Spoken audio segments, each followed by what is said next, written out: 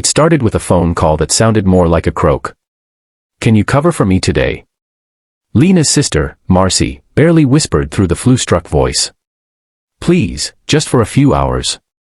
Lena sighed, glancing at the mountain of paperwork on her desk. Deadlines loomed. But Marcy had never asked her for anything, ever. So, she pushed back her chair, shut her laptop, and drove across town to the cozy little cafe her sister had poured her heart into.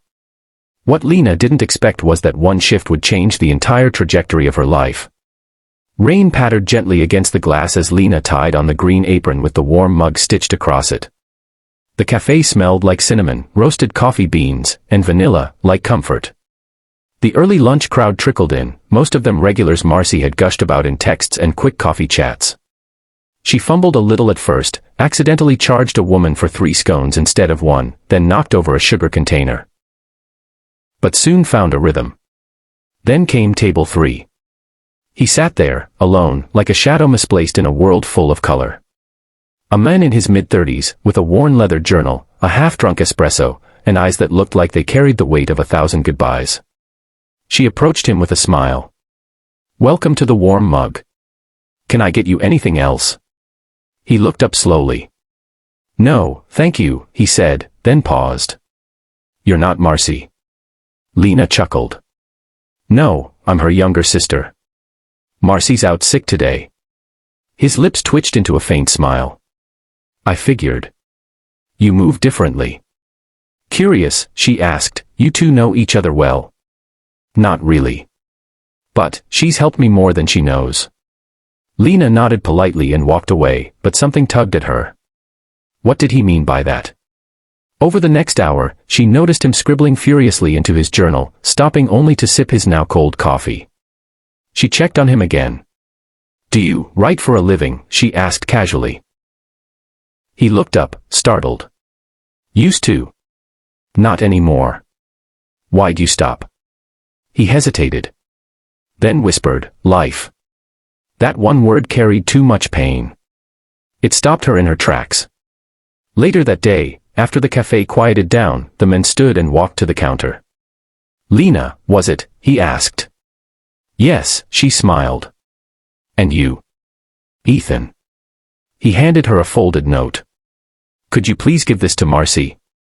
She'll understand."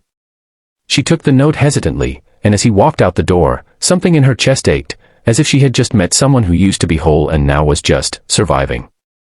That evening, she sat beside Marcy's bed and handed her the note. Marcy opened it, read it in silence, and her eyes filled with tears. "What is it?" Lena asked softly. Marcy handed her the note. "Marcy. I never had the courage to say it, but the kindness you showed me saved my life once. You gave me free coffee and sat with me the night my wife died. I didn't speak. You didn't push. You just stayed. That silence meant everything. I'm trying to write again. Thank you for reminding me that humans still care. E. Lena blinked back tears. The next morning, she returned to the cafe, even though her shift was over. She didn't know why, but something pulled her back. And there he was, Ethan, at table 3 again. She walked up with 2 coffees this time. "I hope you don't mind," she said, placing one in front of him. "Thought you could use some company today." He looked at her for a long moment. "I don't mind at all." Days turned to weeks. Ethan kept returning, and slowly, bit by bit, he opened up. He had been a novelist. A rising star. Until a car crash took his wife, and with her, all his words. "I came here to say goodbye," he admitted one rainy afternoon. "But your sister, she gave me one last reason to stay." "And now?" Lena asked, heart pounding. He looked at her and smiled. "Now I come here to remember how to live." Lena had never believed in fate before. But something about Ethan, their conversations, the gentle way he'd listen to her talk about dreams she'd long abandoned, brought color to a world she didn't realize had faded. One evening, Ethan handed her a fresh, bound manuscript. "I want you to read it first," he said. "You inspired the ending." Lena's hands trembled as she took it. "What's it called?" "The Woman at the Counter." Months later, the book hit shelves.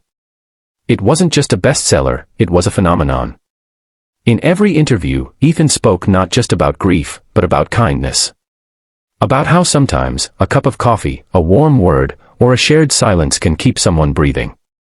And Lena. She never went back to her old job. She stayed at the cafe. Opened a second branch with Marcy. And every day, table 3 stayed reserved. For Ethan. For love. For second chances. In the end, the man at table 3 wasn't just a customer. He was the reason she found her purpose.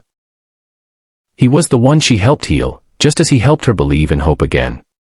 And together, they proved that even the smallest acts of kindness can rewrite someone's entire story. Moral of the story. Never underestimate the power of showing up, even when it's inconvenient. Because in those moments, lives can change. Yours included.